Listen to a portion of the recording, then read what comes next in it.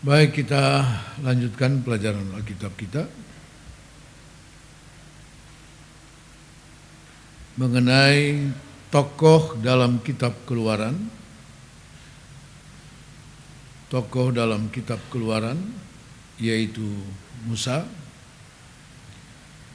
Kita sudah mempelajari beberapa hal, ya, sekedar mengingatkan kita.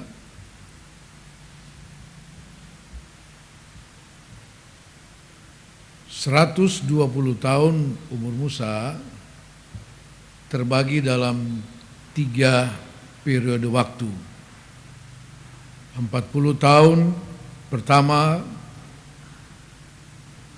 Musa dari kelahirannya selama berada di Mesir menjadi anak angkat Firaun. Kemudian 40 tahun periode pertama itu di Mesir berakhir dengan ketika Musa membunuh mandor Mesir dan dia harus menyingkir ke Midian. Periode kedua 40 tahun waktu daripada Musa dijalaninya di Midian sebagai seorang gembala domba milik dari mertuanya, Jethro. Dan itulah bagian proses yang sedang dilakukan Tuhan kepada Musa untuk dipersiapkan menjadi seorang pemimpin yang akan membawa bangsa Israel keluar dari Mesir. 40 tahun periode kedua itu diakhiri dengan panggilan Tuhan kepada Musa, yang diawali dengan perjumpaan Musa dengan Tuhan di atas gunung Horeb. Ya. Nah, maka 40 tahun periode ketiga dari Musa, yaitu dimulai ketika Musa memenuhi panggilan Tuhan dengan satu tanggung jawab yang besar untuk menghadap Firaun, membawa Israel keluar dari Mesir. Dan 40 tahun yang periode yang ketiga itu adalah masa yang sangat sulit bagi seorang Musa. Memimpin suatu bangsa yang Alkitab katakan tegar tengkuk, keras kepala, suka melawan, suka memberontak. Ya. Nah, untuk itu kita sudah mempelajari beberapa hal tentang pribadi Musa sehingga dia dapat bertahan sebagai seorang pemimpin atas suatu bangsa yang tegar tengkuk itu. Ya. Dan Musa berhasil memimpin bangsa itu, membawa bangsa itu sampai ke bagian timur daripada Sungai Yordan, dan sampai disitulah Tuhan izinkan perjalanan Musa, kepemimpinan dari Musa. Nah, beberapa catatan tentang pribadi Musa yang sudah kita pelajari. Yang pertama adalah pribadi Musa adalah pribadi yang rendah hati. Ya. Kemudian yang kedua, pribadi yang sangat lembut hatinya. Ini kesaksian dari Alkitab. Ya. Lebih dari semua orang yang pernah ada. Yang ketiga, Musa adalah pribadi yang setia dalam seluruh pelayanan rumah Tuhan. Ini pun merupakan kesaksian dari Tuhan. Ya.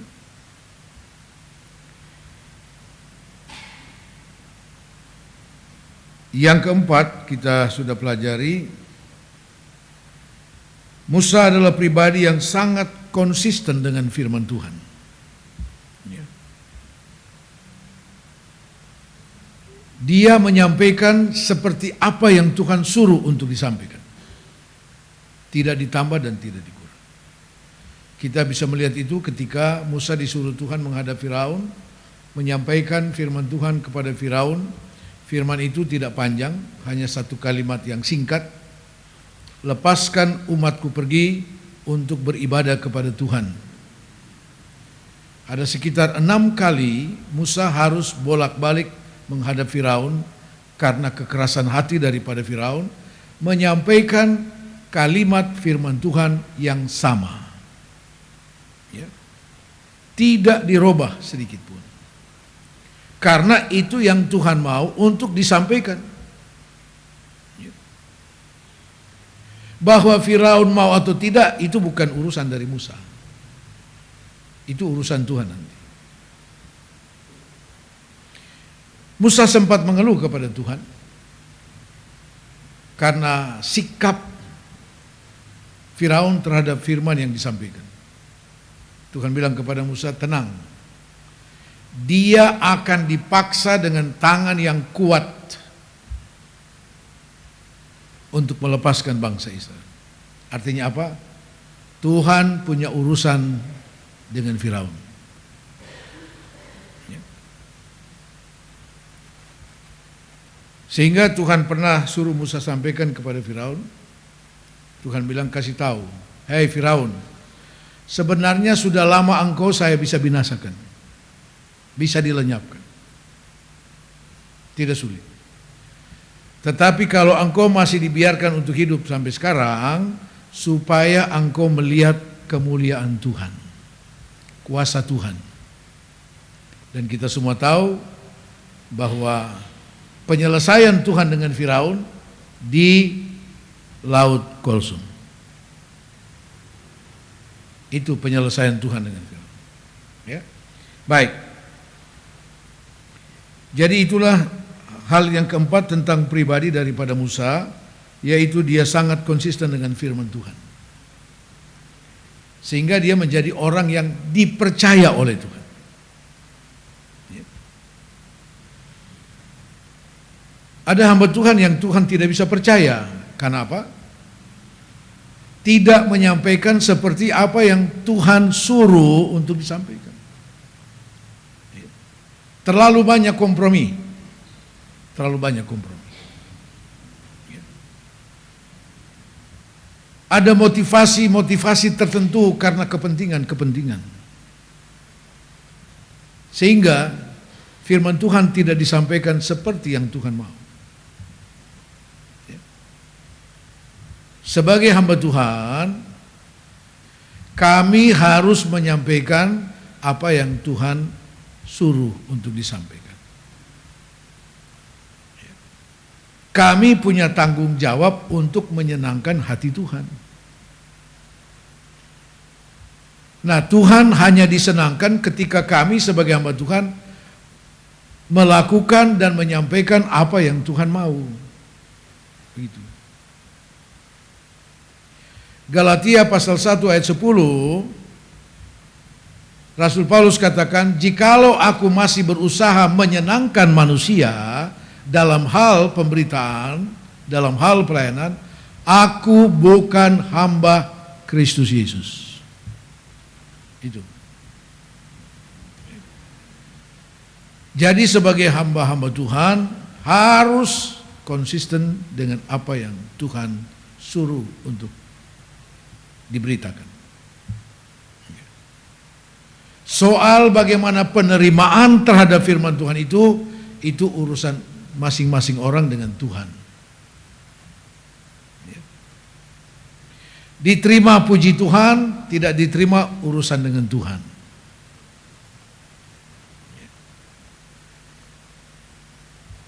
Sebab firman Tuhan sudah beri sinyal untuk mereka yang mengabaikan firman Tuhan. Barang siapa meremehkan firman akan menanggung akibatnya, kata Amsal. Jadi urusan dengan Tuhan. Puji Tuhan. Tapi puji Tuhan semua kita yang ada sungguh-sungguh menghormati dan menerima firman Tuhan. Katakan amin. Berikut hal yang kelima tentang Musa yang sudah kita pelajari adalah Musa adalah pribadi yang sangat bergantung kepada Tuhan. Ya. Hal ini, sikap ini dibuktikan ketika Tuhan Allah marah kepada bangsa Israel karena ya, kekerasan kepala mereka, kekerasan hati mereka. Dan selama Musa ada di Gunung Sinai, mereka membuat patung lembu emas dan disembah. Tuhan sangat marah dengan itu. Karena terang-terangan mereka melanggar hukum yang pertama. Jangan ada padamu ilah yang lain. Jangan menyembah patung dalam bentuk apapun. Karena peristiwa itu sehingga Tuhan bilang kepada Musa, Musa, aku akan mengutus malaikat untuk berjalan di depanmu. Tetapi aku sendiri tidak akan berjalan beserta dengan kamu. Sebab kalau aku berjalan dengan kamu, semua umat ini akan binasa. Lalu Tuhan bilang apa? Tetapi engkau sudah beroleh kasih karunia di hadapanku. Begitu Musa dengar bahwa dia beroleh kasih karunia, Musa bilang, baiklah Tuhan, kalau saya sudah memperoleh kasih karunia, jangan suruh kami berangkat kalau Tuhan tidak berjalan serta. Dan Tuhan bilang, untuk permintaanmu ini akan kulakukan. Ya. Artinya Musa adalah pribadi yang sangat bergantung kepada Tuhan. Ya. Dia tidak pernah menganggap dirinya hebat setelah sekian puluh tahun memimpin bangsa Israel melewati berbagai tantangan dengan mengadakan berbagai mujizat. Musa tidak lalu merasa dia cukup hebat. Tidak. Justru dengan segala pengalaman-pengalaman itu, Musa tahu diri dia itu bukan apa-apa. Kalau bukan karena Tuhan. Nah itulah bentuk ketergantungan Musa kepada Tuhan. Yang keenam, kita sudah pelajari, Musa adalah pribadi yang selalu mau mengenal Tuhan lebih lagi dan lebih lagi. Seperti yang ketika Tuhan Allah bilang, ya aku akan berjalan dengan kamu, Musa bilang, tunggu dulu, ada lagi yang saya minta.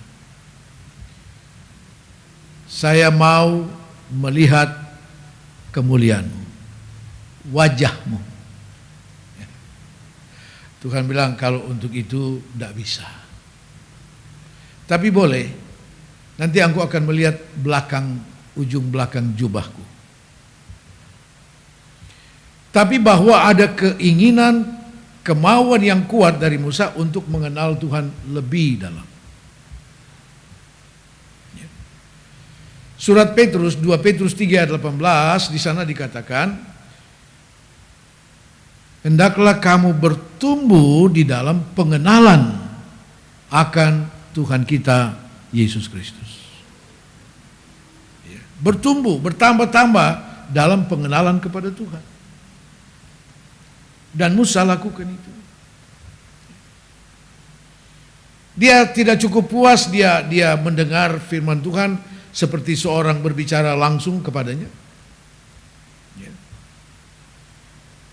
Tetapi Musa tidak melihat wajah Tuhan, dan Tuhan katakan, sebab kenapa tidak boleh engkau melihat wajahku? Tidak ada manusia tetap hidup ketika dia melihat wajah Tuhan. Baik, yang terakhir sore hari ini, hal yang ketujuh tentang Musa. Musa termasuk daftar tokoh iman dalam Alkitab. Tokoh iman. Ibrani pasal 11. Surat Ibrani pasal 11 ayat 24.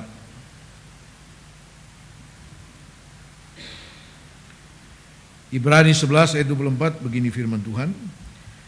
Karena iman maka Musa setelah dewasa menolak disebut anak putri Firaun. Karena iman.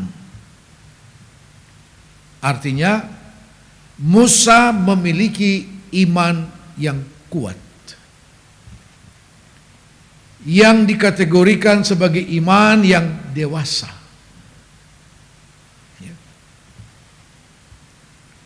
Sekalipun dia sudah menikmati segala fasilitas dan segala sesuatu yang ada di istana Mesir, tetapi itu tidak lalu membuat imannya menjadi pudar. Musa adalah seorang umat Tuhan, bangsa Israel,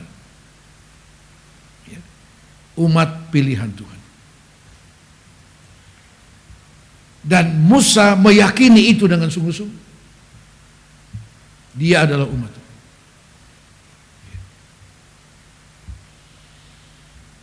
Dia boleh dibesarkan di istana Firaun dengan segala fasilitas yang ada.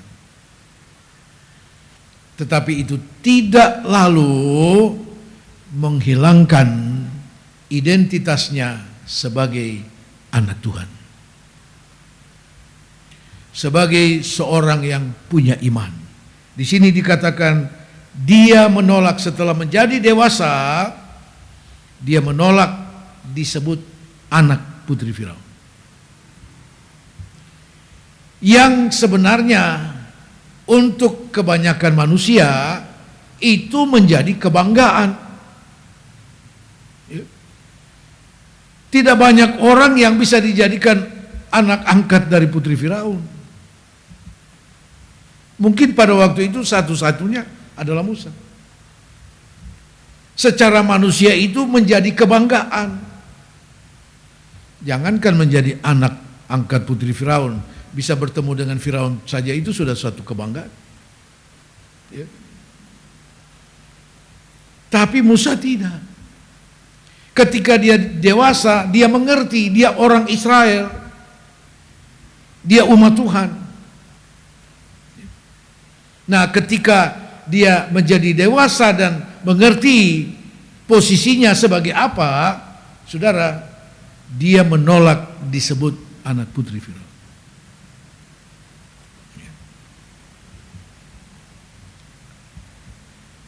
Bukti iman daripada Musa kita lihat masih dalam surat Ibrani ini.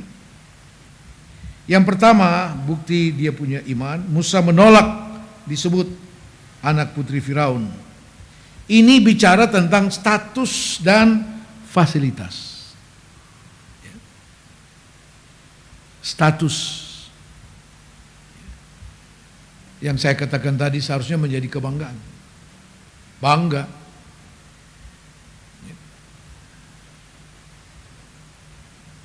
Tetapi karena iman. Nah ini. Karena iman. Saudara, orang yang beriman tidak mengejar status di dunia ini. Tidak. Ya. Sebab dengan tegas Alkitab sudah memberi kita apa yang dimaksud dengan tujuan iman kita. 1 Petrus 1 ayat 9.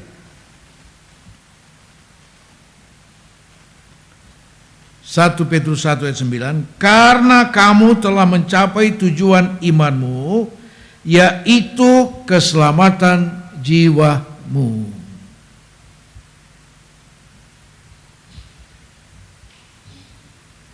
Keselamatan itulah yang menjadi tujuan utama dari iman kita. Keselamatan jiwa. Bukan kelebihan-kelebihan secara jasmania, bukan. Yang sebentar semua akan kita tinggalkan.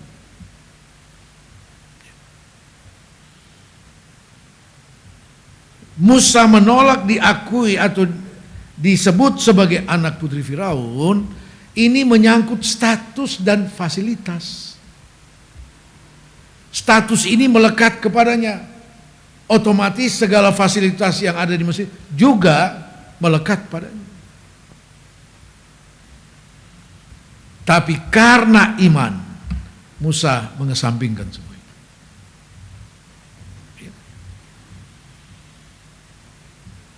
Jadi kalau ada anak-anak Tuhan rela, saudara, harus mengorbankan iman karena mengejar status dan fasilitas dunia ini, itu bukan orang beriman. Itu bukan orang beriman.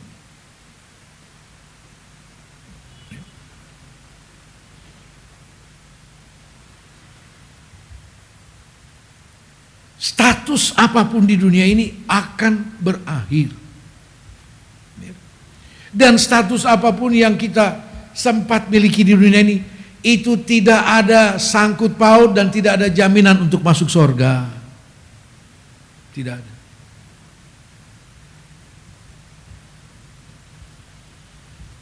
Surat Filipi pasal 2 katakan, Yesus yang adalah Allah tidak menganggap kesetaraan dengan Allah sebagai hak yang harus dipertahankan, tetapi meninggalkan itu untuk datang ke dalam dunia demi keselamatan kita. Kita yang sudah diselamatkan oleh pengorbanan Yesus itu, sehingga meninggalkan segala yang ada di sorga itu, saudara, kita yang sudah diberi keselamatan itu, seharusnya kita pun dapat mempertahankan keselamatan itu dengan iman. Dengan iman.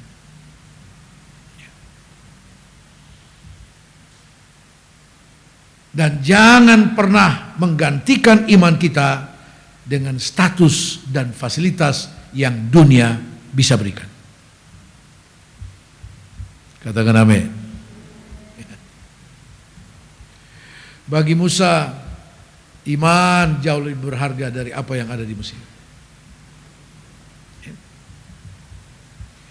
Bukti yang berikut bahwa Musa adalah orang yang memiliki iman, dalam Ibrani tadi pasal yang ke-11,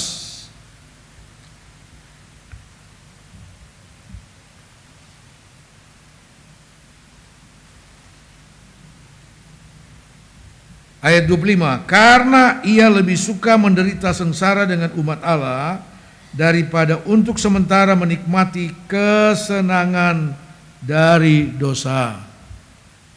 Nah, ini bicara tentang fasilitas itu tadi. Ya. Dia lebih suka menderita bersama-sama dengan bangsanya, ya, daripada sekedar menikmati segala kesenangan dunia. Ayat 26, ia menganggap penghinaan karena Kristus sebagai kekayaan yang lebih besar daripada semua harta Mesir, sebab pandangannya ia arahkan kepada upah. Karena iman, ya, ia menganggap penghinaan karena Kristus sebagai kekayaan. Artinya apa? Bagi Musa, Kristus adalah segalanya. Ya. Yesus Kristus adalah segalanya.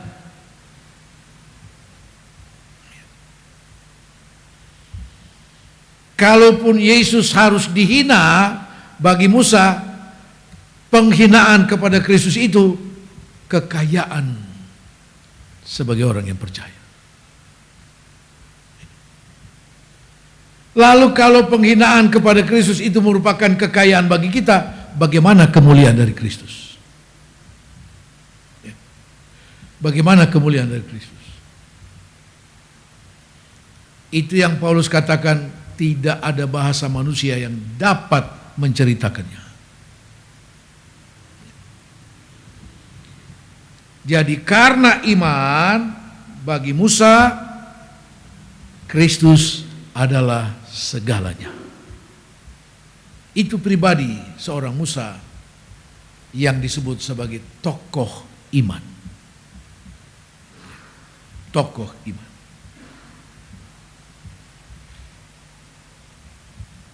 Dan karena imanlah Musa harus meninggalkan Mesir. Dengan segala kekayaan duniawinya. Karena iman.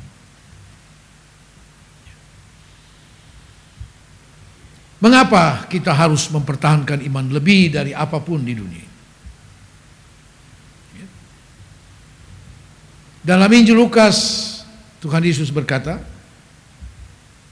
Anak manusia akan segera datang. Tetapi, apakah dia jumpa iman di bumi ini kalau dia datang kembali?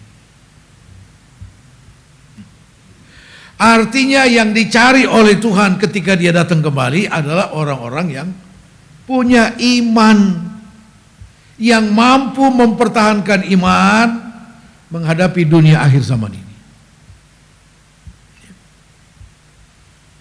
Mampu mempertahankan iman. Mampu mengesampingkan segala hal yang bersifat jasmania demi mempertahankan iman. Itu orang-orang yang dicari Tuhan kalau dia datang kembali.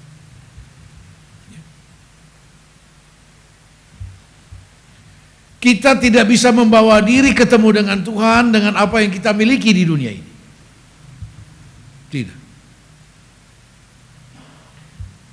Imanlah yang akan membawa kita untuk berjumpa dengan Dia. Dan Musa memiliki itu. Yang terakhir bukti iman daripada Musa yaitu dalam kalimat terakhir ayat 26. Tadi karena iman Musa meninggalkan Mesir ayat 27. Karena iman maka ia telah meninggalkan Mesir dengan tidak takut akan murka Firaun. Ia bertahan sama seperti ia melihat apa yang tidak kelihatan. Yang berikut bukti dari iman adalah kalimat terakhir dari ayat 26. Sebab pandangannya ia arahkan kepada upah.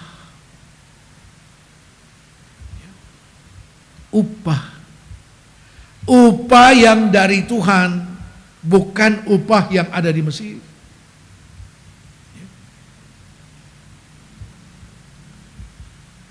Yang dimaksud upah dalam firman Tuhan tidak ada sangkut paut dengan hal-hal materi. Tidak ada.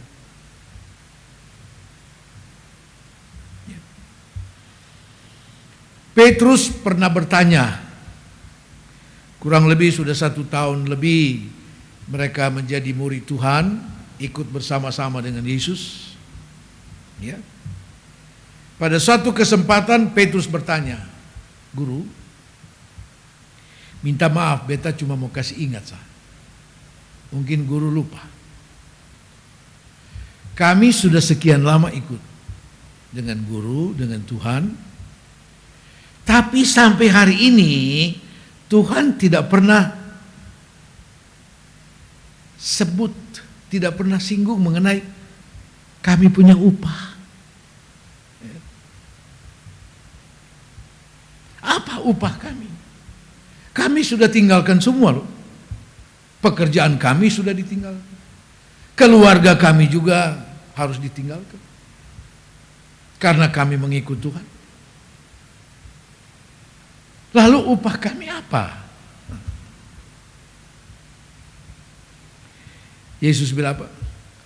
Apa yang engkau korbankan karena penurutan dan pelayananmu, engkau akan menerima 100 kali lipat ketika Anak Manusia datang. Jadi bagi Yesus upah itu tidak ada sangkut paut dengan hal-hal materi. Tidak ada. Jadi kalau dikatakan karena iman Musa mempunyai pandangan kepada upah, itu bicara tentang sesuatu yang akan datang. Kalau saudara masih ingat khotbah saya beberapa waktu yang lalu tentang mahkota kehidupan. Itu upah kita. Hidup yang kekal itu upah bagi saudara dan saya. Ya, itu bagian kita. Inilah yang dimaksud Musa mengarahkan pandangannya kepada upah. Apa itu? Sesuatu yang akan datang dan dia sudah memperolehnya. Musa sudah memperoleh. Ketika dia mati, saudara, Alkitab katakan orang tidak pernah menemukan mayat dari Musa. Dan itu yang dikatakan pandangannya kepada upah.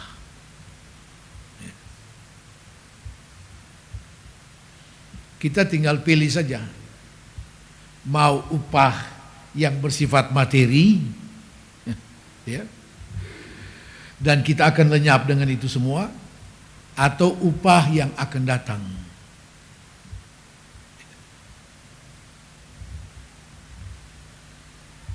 Petrus dia sudah hitung-hitung 1 tahun kali sekian hari 3. Nah, upah standar pada waktu itu 1 hari 1 dinar. Masa sudah lupa? Ya. Wih, ini kalau Tuhan bayar 1 kali banyak ini, ya, banyak ini. Tapi dia dapat jawaban dari Tuhan Yesus di luar apa yang dipikirkan. Apa yang engkau tinggalkan di dunia ini karena aku, Yesus bilang, engkau akan memperolehnya 100 kali ganda. Tapi nanti ketika Anak Manusia datang.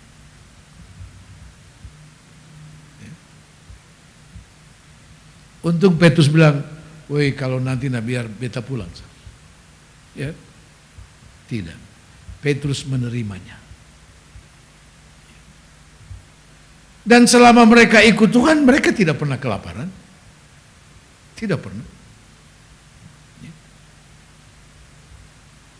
Kalau kita sungguh-sungguh ikut Tuhan, saudara,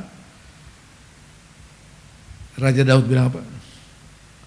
Dari muda sampai aku tua, aku tidak pernah melihat orang benar itu anak cucunya mengemis, minta-minta roti, tidak pernah. Dan firman Tuhan itu sampai hari ini ya dan amin. Ya. Tentu ya, berkat itu tidak jatuh dari langit. Tuhan kan kasih kita kekuatan dan kesehatan untuk bekerja.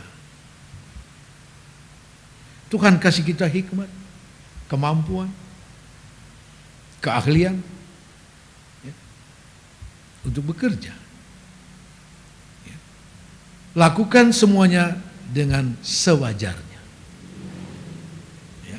Dengan sewajarnya. Apa arti sewajarnya? Waktu untuk bekerja, kita bekerja. Waktu untuk Tuhan, untuk Tuhan.